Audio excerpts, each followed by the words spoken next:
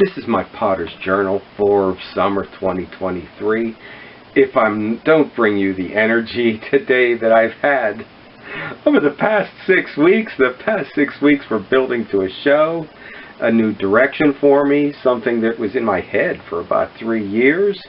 I did manage to save one that had such a minor flaw, the ceramic pottery poticnica. I have the spell or the pronunciation right now, having met some Slovenians who know the language at Slovenfest.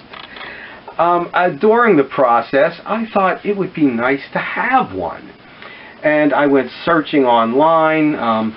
I looked, to for pottery from over there, and I had looked on eBay, but I could not find one. But I did finally come up with a piece of pottery on eBay from Franc Kremzar. And he is the potter who I first saw, the Slovenian potter who first saw it making on YouTube, the poticnica. And I thought, well, that would be great to have a piece of his. So it wasn't the nut roll pan, but it was a piece of his pottery, and he's the one whose style and pots, and I think the way he kept it alive when it could have been lost, I admired the most. Now, there's so many ways that we can collect pots. I think over years trading with other potters I've known has been one. It's probably important to mark them on the bottom because I have so many that I might have traded at a festival and I have no idea who they are. So, and you can't always read the signatures at the bottom, but this was on eBay. And look at this, how beautifully wrapped. And this is not from an artist, but from an eBay sale, and even a thank you sticker right in the box. Now, when I saw it, it was actually way more than I was willing to pay. That I didn't think I was going to be able to collect a piece of pottery this year, that I had went over my budget for the year, last year, and at Christmas or in the fall. So thought that, I'd be done for a year and a half. But this was for a fairly good amount. But I did see that it was up there for quite some time, too. And something like this, at once upon a time, you'd inherit it from somebody in the family and would have been really of no value, but now you can find a market for them. And this is bubble wrapped and bubble wrapped and bubble wrapped. So I made an offer that was way, way too low, according to eBay. They said, is not likely to respond, about a third of what he asked, but it was what actually I was able to and willing to pay. And I was surprised and happy that it was accepted. And the piece actually is a double jar. And I can see how nicely this is wrapped so that you find the parts to it, the way it's wrapped. There are 2 lids here. So the 2 lids are... Okay, there's one, there's the other, and what this is a double-lidded jar, something I don't know that a lot of people have seen. But here's one of mine from back in the 80s. I won't turn it over because I have to have my hands on both of the lids. 1986. And this is something that... you don't see a lot of. I've seen in Michael Cardew's book pictures of his. And without the lids, I know it's common in Native American pieces, it seems, too. So if anybody else is familiar with the double jar. So lots and lots of bubble wrap. And then we've got some tissue. Maybe try to get the lids out too. Franc Kremzar was one of the potters I admired so much. I was sorry to see that he was one that was gone now, fairly recently, but that his daughter is, okay, now a next generation. And, you know,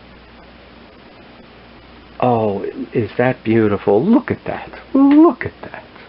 Look at that. Now, in the photographs on eBay, there was a very visible crack in this. A very visible crack. And their description said, you know, flaw-free and chip-free and crack-free. But there was such a visible crack in one of the photos. And there was like a dozen photos. And I knew that there was nothing there. I said, you know, that is just what's showing up, a trick of the camera showing that there is a crack in it. So, but still somehow I was a bit worried that it is perfectly fine. There is nothing wrong with that. And, you know, this is a rather complex form to make, to have two jars that function as a pair, and to attach them. Oh, is this nice? Look at that. Look at that. This is, you know, somewhat rare. The double-lidded jar. And there we've got, okay, the name and the stamp.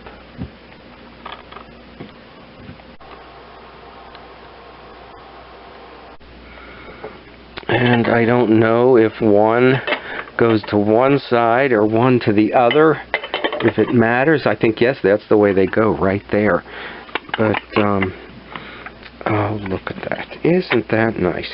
And you know, the glaze is somewhat similar to mine. Now, this is earthenware, but surprise, surprise, it's got a blush that I wasn't expecting, that they were fired in a wood kiln, but that's what I'm suspecting here, that this is country pottery, that this is quickly put together. Actually, it's not that quickly put together. This is hard to do, to put two jars together and to get a set that is a set. Now, the way I do it, the way I did it is you make a whole lineup of jars. You make about 20 or 30 jars, and then you find the two that are a pair. To find the two that make a set. And this is country pottery. It's not perfect. There are spots there that are unglazed. There's spots where maybe it crawled. It's maybe a bit contemporary too, the way that glaze was splashed and splattered on there. That this was fired. Okay, it's not glazed on the bottom, so it was fired like that on the kiln, and the whole interior is glazed and the lip. Now, the one thing I don't like about that is that they tend to slide around, and they're easy to break when they slide around, that they can slide off. And I do see some bubbles in the glaze, that this is country pottery. For those of us who study ceramics, we've looked at the philosophy from Leach, Amada, the unknown craftsman, Soweto Yanagi. But I think we lose track of what they're saying and where they're finding beauty. And we think that it's in, only sometimes lose track and look only to pottery from the East and think it can only be found in the Yanomi tea bowl. It can be found in pots from every culture. It can be found in the Slovenian pots. I hope to visit someday Slovenia, maybe in early 2023, to visit Franc Kremzar's studio, where his daughter now works. I hope to visit Ljubljana, where I think it's called Lončić Studio. I contacted the potter who works there, and I hope a potter from somewhere in Slovenia who contacted me, Alessandra. I hope to hear more about where she makes her pots. But for now, I'm just dreaming. But I'm not dreaming about making more of the poticnica. That now I have orders. And I know of 2 more Slovenian shows here near Pittsburgh. So after reaching the summit, so to speak, I'm back to earth a bit, processing clay, sieving pottery slips so I can put more little dots on pots. But while I was at Slovene Fest, the museum there had a free table, if you can believe it, a donation table for these little things, some little ceramic Slovenian pots. Like we saw in the video last week. Somebody probably donated them to the museum, and they couldn't put them out on the shelf to sell, so they were on the make a donation shelf. And I'll have to say they found the right hands. They fell into the hands of the Slovenian potter. And the little whistles are intriguing. The animal ones from last week's video were especially fun, but I don't know that you'll ever see me do that. However, the pitchers, the jugs, okay, rather unique way the spouts are put together. Be something fun to try. And the majolica, that looks to me like it could be just as much Italian as Slovenian. So there's my collection of Slovenian pots from Slovenia. The 3 little guys, my Franc Kremzar, and then my take on the Slovenian pots. As I get more back into the busy work of the pottery, maybe the weaver will fill in for me here.